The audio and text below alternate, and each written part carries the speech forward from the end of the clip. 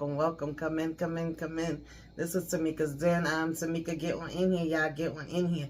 Kick off your shoes and relax your feet. You are now in the den. So, guys, this is my review recap. Season 1, Episode 4, Clipped.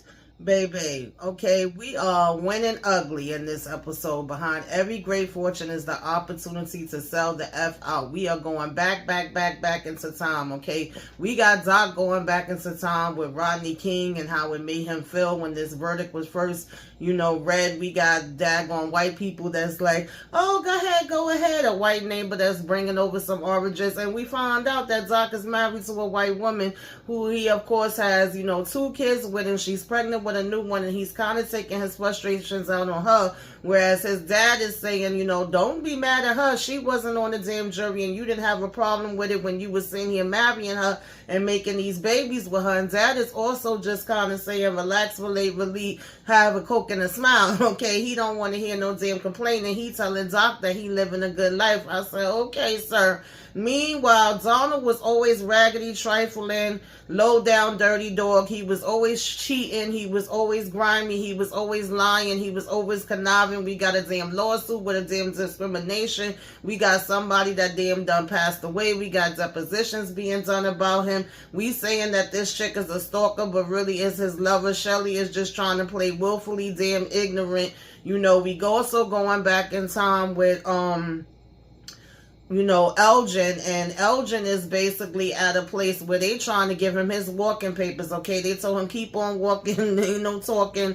We don't want to hear a damn thing for you. Thank you for your service, but you could be gone. And Elgin is pissed and saying he about to take them to court for discrimination too. He's one of the first players to ever do a daggone, boycott. And he's pissed off as well with this verdict that has came out, and he's basically speaking out about that. And of course he does take them to the court, but he loses, okay? We also go back into time, child, with V. And V was over here in her damn truck trying to sell her damn tacos or whatever the hell it was, and her drinks and her shakes. And she gets invited to a party, and basically, this is supposed to be her way to get into the limelight, because she over here trying to do damn reality shows and become a star some way. She looking at damn Omarosa. And basically, she ends up meeting somebody that's an executive with the NBA, and I guess this is her opening into that. Child, I guess, baby. But honey, I don't know what was going on. It was all type of different sex party things happening up in there, and I don't think she was ready for it. I don't think you're ready for this. Okay, but we gonna go ahead, y'all, and talk about this episode. Get all into it, break it down. You know how we do. So, like I said, we pretty much picked up where we left off. Doc is being told, you got them to play tonight. You did what you needed to do to get them through. And Doc is pretty much saying, yeah, I got them to play for better or worse. And then we get a rewind. We're seeing Obama and the fact that he became president. And, I guess the things that's supposed to be like, oh, well, look how far we've come. Look what was able to be accomplished. Versus, going all the way back to when Rodney King first happened and seeing that tape first drop and then having the verdict come in, which really was a big freaking time if you was there, right? And just seeing how he felt about it, how it impacted him, and how when he's in the store and he's hearing the verdict, is these white people ahead of him in the store that's literally like, oh, well, maybe you should go ahead of me. And he like, nah, I'm good, And they like, no, please. And then when he get home, all the neighbors are saying hi, everybody's being so friendly, so to speak, right? And when he gets inside, his dad is there playing with his kids, and his wife is asking him how he feel and everything like that. And he's like, yo, I'm ticked the hell off. He was like, it's basically people out there that's looting. It's people that's stealing TVs. And his kids is asking him, like, why they stealing the TVs? And his wife says it's because they are unfortunate. They don't have as much stuff as, his kids do. They not blessed the way that they're blessed. And he's saying, no, it's because they're angry and they're frustrated. And she's like, don't tell me that you're condoning, people tearing up their own places where they live at or whatever. And he tells her, well, you don't know how it feels. There's people like you that maybe need to sit down and get a damn lesson or whatever, right? And she's like, people like me, hold up. And so his father kind of intervenes and is basically telling the kids to go help mommy unpack the groceries, and this way he could kind of have a conversation with his son. And, you know, he's telling her how awful it is and that they finally got caught on tape and nothing ain't happened from this. And, you know, the fact that his father didn't seem to understand that he was mad. Like, he takes him back to walk behind the house for them to continue the conversation. And he's like, you know, so what's supposed to be your problem now? He's like, I remember when you was little, you came home crying because some guys was teasing you and they had called you the N-word or whatever. And what did I say to you back then when they called you that? And he said, you know, you told me to whip them ninjas behind, showed them what it was on the court. And he was like, yeah, I wasn't crying or whatever. And he said, exactly. And he was like, everything you've accomplished and everything you have right now, like, this is something to be proud of, and you just supposed to smile and grin and go along. And I'm like, I don't know if that's the damn advice that I would be giving, you know, but nonetheless, I digress, honey, moving right along. That was the advice that he was giving him. And he was saying, do you really think that it was going to be something different? Are you really surprised or whatever? And he said, you know, Elgin had came into the practice today and told them about the verdict or whatever, and was basically saying, you know, to get home, that there's a curfew or whatever.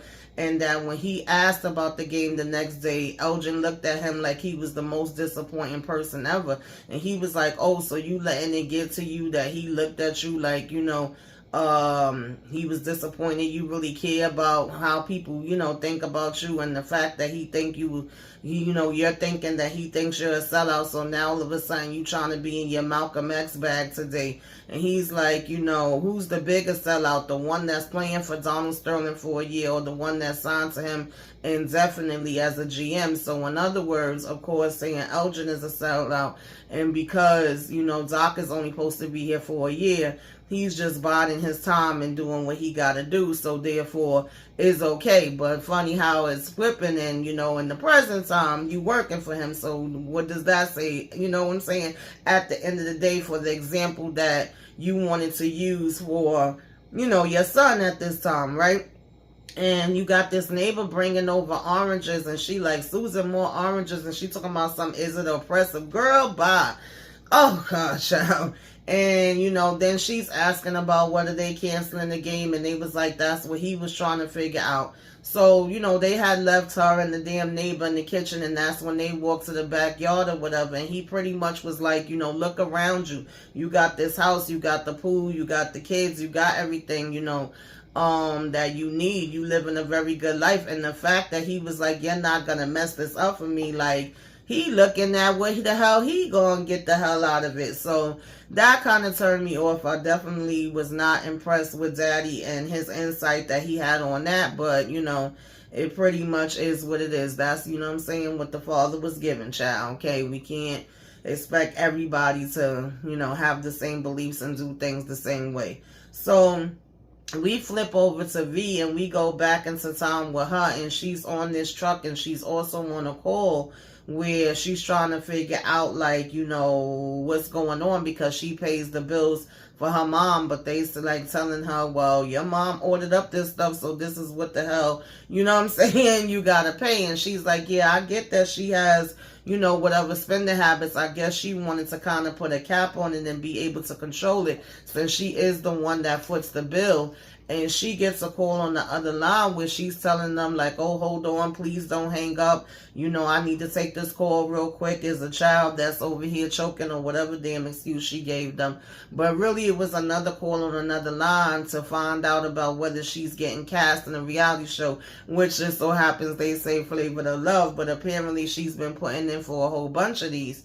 And he tells her, no, she didn't get it because they didn't like the black and white headshots. And she's like, well, you're the one that told me to use them black and white. I was following you. You was saying how chic, you know, it was going to look. So, of course, she gets pissed off, and she hangs up the phone on him, forgets all about the damn call that she had on the other line, but I'm pretty sure that they didn't hold for her anyway. And then her friend that we see, you know, later in the game, that she basically just cursed out and got rid of the last episode, they end up getting introduced to each other. I think this is one of the first times where Donald actually pulls up in a sports car, but excuse me, this is not, you know, no interactions between them or nothing. And when she comes up, she's telling her like, oh, I know you. Well, not know you, but I read your book. I know about you. I seen you in some videos and shows and things of that nature, and I read your book. And she's like, oh, thank you. I knew that I liked you or whatever. Because initially she was like, well, girl, I don't want to bother you and make you end up having a damn breakdown or nothing. I did want one of them Matthew McCartney shakes. And she like, oh, no, I'm good. Sorry about that or whatever, right? And she's telling her about, you're not going to find your way in. You're not going to be able to be a reality star by you just sitting here in this damn truck and sending out, damn screenshots of your damn face and whatever. Not screenshots, but y'all know what I mean, headshots. And she's like, come on out to this party. It's going to be a whole bunch of people from the industry there. And you have to kind of mingle and get out there. That's the way that you get to see people and meet people. And, someday the stars will actually cater to you. And at first V is like, well, I don't know about all of that. I got an early morning. I got things that I got to do. And she like, girl, if you want to be somebody, if you want to go somewhere, right, you're going to go ahead and jump on in this and see what you could get. It was Spring Break Challenge was the show that she actually has seen her on. So she was saying like, oh, I knew I liked you, and go ahead and put your information in my phone, and I'm going to send a car to pick you up like around 9 o'clock, and there's a mask party, so make sure you wear a mask. And V is pretty much like, okay. Child, while she got to this party and V over here with a whole damn rabbit head on her freaking head, everybody else got the little elegant mask that just covered their eyes. That part was funny. So she was like, yeah, girl, take off that and put off one of these. The bunny ears is not really working right now. And she's walking around, she starts having a little bit of conversation with this couple where they like, oh yeah, we go to all of these. We done been to Mexico. I think it was an obstetrician and a photographer or whatever. And so she was like, oh, y'all come to these a lot. And they like, yeah, we've been all around. And, we could tell, one girl was saying, like, people don't know the differences in pictures and how much the lighting and all of that comes into a play, and that she knows by the shapes of people's faces, how to take the picture. And V was like, well, what kind of shape do I have? And she's telling her oval, she could wear anything and she could do anything. So she was like, oh, well, can I come to y'all store one day? And they was saying, sure, if you ever in Scottsdale. She like, damn, y'all came all the way from Arizona. And they was like, yeah, but we don't miss these parties, no time, no how. All right, the sanctuary parties where everything go down. They done been to Mexico City. They done been to Minnesota, you name it or whatever, right?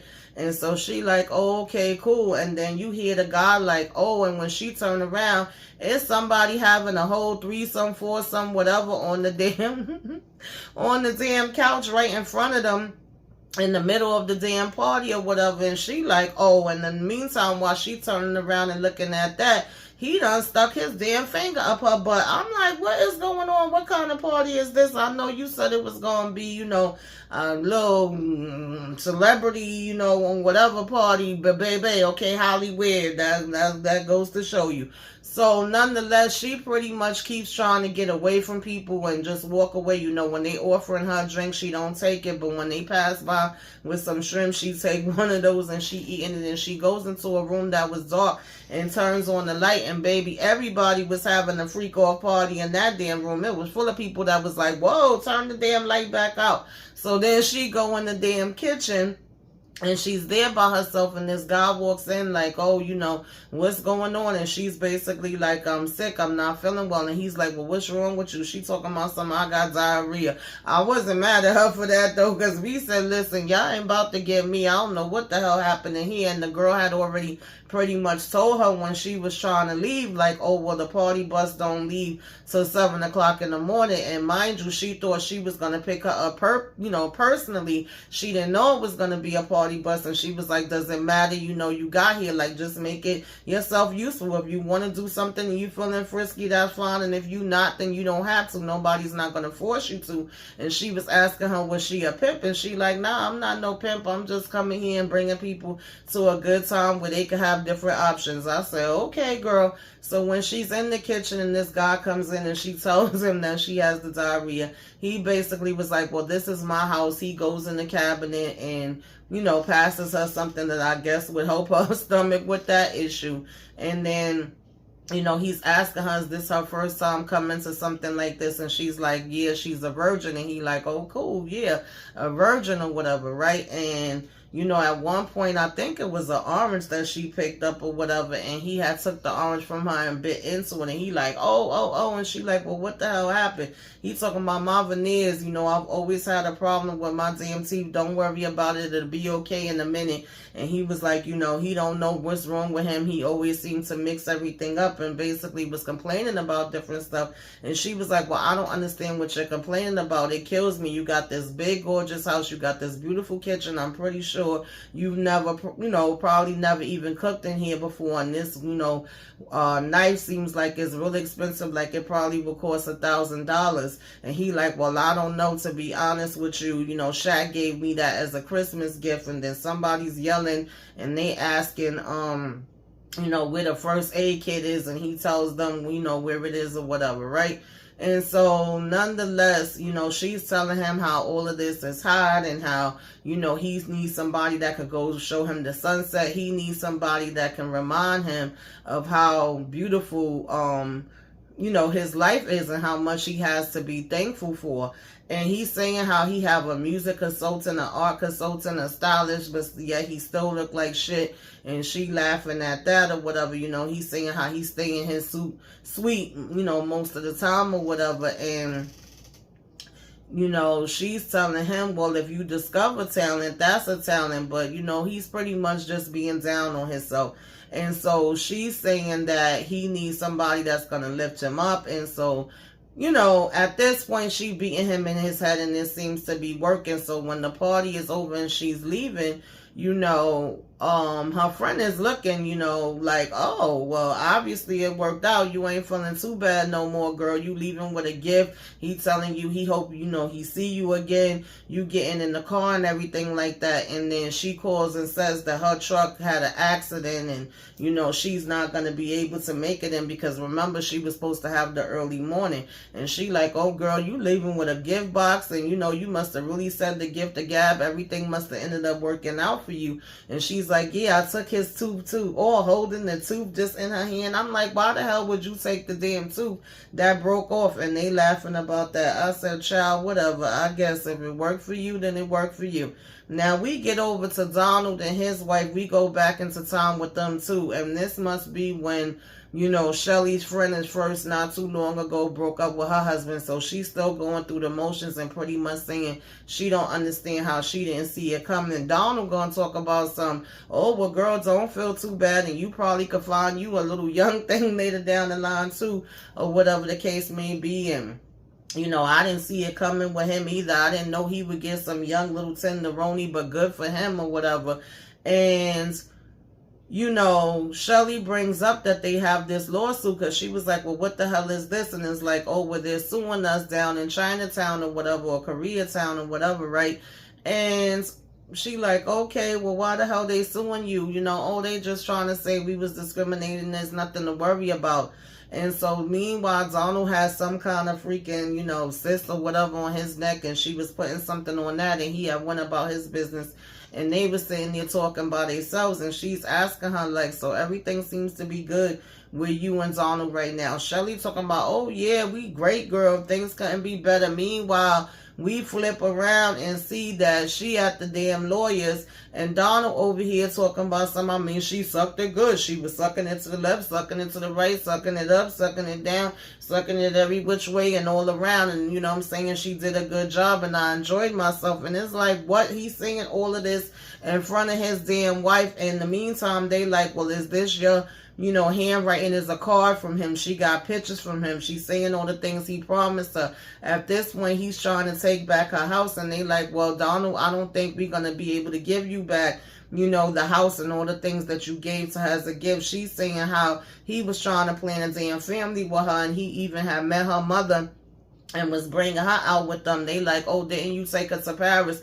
And all Donald keeps saying, well, that's what you do with a prostitute. And if a prostitute do a good job, then you pay a prostitute good and you take them different places. You know, I took her there just to get sex. And that's what it was all about. And then here goes Shelly. Well, we don't even know if that's her mother. That might have just been, you know, another one of the prostitutes too, because she's trying to play it off and, of course, I guess keep herself in her mind from being embarrassed when in all actuality, she's sitting there holding his hand and trying to give him support. But it's like, why would you even support somebody that's doing something like this behind your damn back, Shelly? So when she, you know, gets back home, her friend is like, are you okay? She done basically made this necklace for her. And she's like, oh, you don't like it? And she's like, no, it's not that I don't like it. I like it a lot. And she's like, girl, just tell me what the hell is going on, because obviously it's something, you know, I'm a little bit of a mind reader or whatever the case may be. I can pick up on damn things. I'm not stupid. And she's like, well, girl, the person that I thought was the stalker just so happens to be his damn girlfriend. And the only reason why he got me involved in trying to get this place back from her or whatever the case may be is because he broke up with her. Now, you know, it's basically coming out. And then she gave this whole deposition and she had these pictures. And not only that, it's not just Koreatown that's suing us. It's a whole bunch of places that's suing us, and they're even blaming us for a woman that died. And she's like, oh my God, well, you can't be to blame for a woman that died. How did she die? And it's like, you know, she had a stroke and her daughter apparently gave a deposition too. And so her friend says, well, why don't we listen to the deposition? She like, nah, I don't know if I want to do that. She said, well, since I've been on this divorce journey, I found that facing things, you know, helps you or whatever the case may be to move along. You can't change the past, but you can face it. And she said you already was really strong by you listening to the girlfriend's deposition, so why not listen to the daughter? So we hear the daughter's, you know, deposition saying, my mother Candace was a hard worker. She was basically one of the plaintiffs in the lawsuit. You know, she actually died last year. She was a great stylist, award-winning stylist. She worked with Vidal, Sassoon, I remember them. She trained with them or whatever. And when she was 12, she had developed sickle cell anemia, which took her eyesight, but she was still so stylish. And, you know, people didn't even realize she was blind. And she said she had already lived at the Audemars for 8 years when the Sterlings bought it. And when they bought it, everything went to hell. At first, the toilet broke, and it was like she had to use the damn bathroom and dispose of her stuff. And plastic damn bags, they pretty much was like, oh, well, that's her problem. You know, get that bitch up out of here. And one day when she came over, it was like 3 inches of water that she was standing in. They didn't want to fix anything, and she was telling her, like, Mom, please just move out. And her mother was like, nah, if you don't stand for something or whatever the case may be, then, you know, if you have to stand for something, right, and or stand for nothing. And she was like, I'm not going. They're not going to be able to get me out of there like that. And so you could see that Shelly and her friend was feeling bad about it. And then her friend was telling Shelly, like, let's go ahead and call her, and let's call her right now. And she at first was like, nah, you going too far. Like, what the hell you mean call her now? What am I supposed to say? And if I admit something without Donald, then where does that stand with the lawsuit, and how is that going to make everything look? And so she comes in the living room. You know, we see them call. We don't see them actually speak. It didn't look like they was getting an answer, so they don't show us that part. But she comes in the living room and she's telling Donald, I think we need to settle. And he's like, settle for what? You know, oh, even if it do come out, people move on and they throw papers away. And, you know, she said, you've been going on about sucking and licking and all of this. You know, what if all of that comes out and we got to be ashamed? She was like, I think we should just make all this go away so that we could be able to move on. And he basically wasn't agreeing with her. And she got pissed off because she saw that the cyst on his back of his head had bust. And she was like, you know what? Get the hell off of my couch. I just want you the hell out of here. You a nasty ass damn pig, and I'm tired of you. The smell of you is disgusting and all of that. And so he like, you breaking up with me? You don't want me here no more, you know. And later we see the maid coming saying, what should I do with this stuff? Should I give it to Salvation Army? She said, no, put it in his damn, you know, taxi or whatever the case may be. Get it the hell up out of here.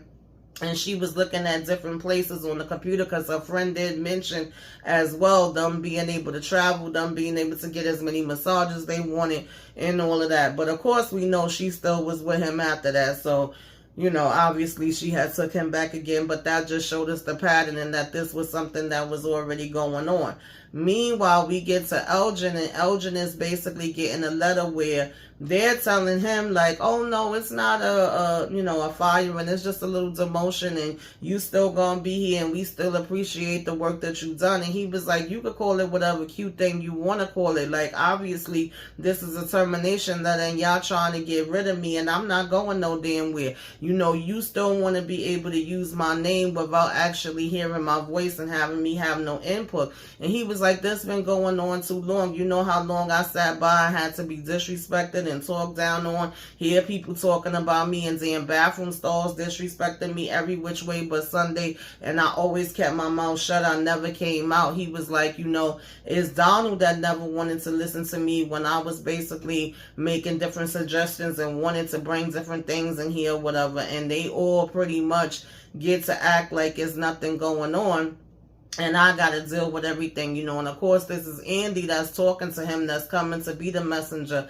And the fact that he was over here talking about, oh, I'm your secret Santa, and oh, it's a party, let's have this one last party and be able to enjoy each other. It's still a organization, and this is just a new role. And he said, yeah, I'm losing half of my damn salary. Like, no, I'm not about to sit here and be damn demoted. And he over here, Elgin coming on, it's Christmas, it's a time to celebrate. And at first we seeing Donald out there partying, but the next thing you know, he talking about Donald's in a damn another meeting. He already left. He busy. He in the field because Elgin was saying he wanted to talk to him, and he talking about something. He got him a Wii Fit for a gift. He like, I don't want no damn Wii Fit. I want my job. Like, y'all really been sitting here playing in my damn face, and I'm not about to be sitting here playing around with y'all no damn more, right? And so he basically ends up saying, I'm suing you, I'm suing Donald, I'm suing the NBA. He said, how many damn black owners is here, and how many of them are actually,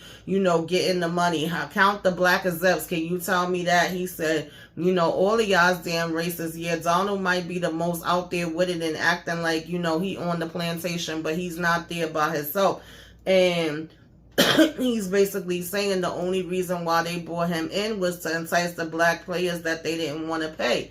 And so, Andy over here, okay, fine, but you're the worst possible messenger for this, because people are going to think, if Elgin wasn't happy, why didn't he just leave? He said, well, where the hell was I going to go to when the team's reputation is shit, okay? When everybody think I'm the damn reason that they lose. You know what I'm saying? Andy, come on, even you could understand that, right? And basically, Andy don't say nothing to that. He just was damn quiet. So he do tell Elgin, you're going to lose. And Elgin was just like, hey, I guess that's a chance I'm going to have to damn take, right? Can't be no worse than all the other damn loss that I've taken. So he end up crumbling up that paper and basically saying people need to know. So, of course, we see him, as the party is empty and it's just him. He's like playing basketball through the halls as he leaving, and we hear how they say he lost, the lawsuit or whatever, right? But he's definitely one of the greats. Even Andy says he's one of the greats. He's averaged more points per game than anybody. When he was in the Lakers, he was in a segregated hotel, and he basically was one of the first to ever boycott the NBA, right?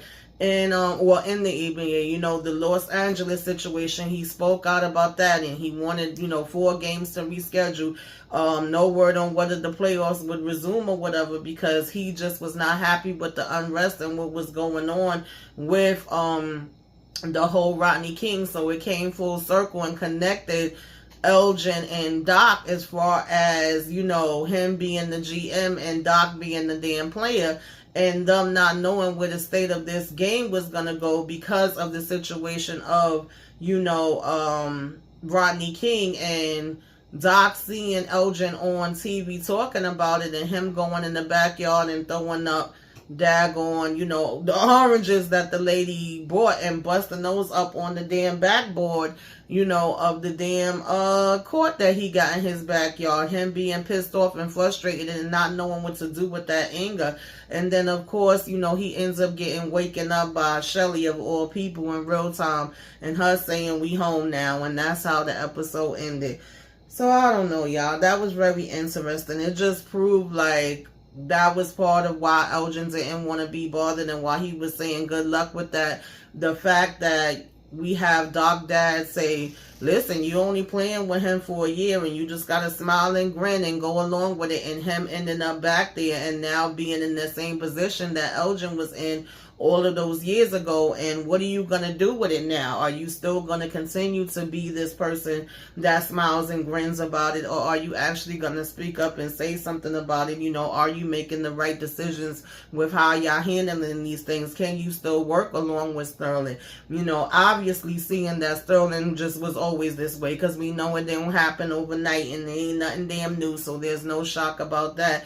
And just seeing how V first enters into, you know, the realm of the NBA. So that was what was going down. But y'all tell me what y'all thought about this episode, what you liked, what you didn't like, all that good stuff. Give me a wave. Let me know you came by. Put some flames up in the sky. Like, comment, share, subscribe if you were so inclined. Till next time, y'all. Toodaloo.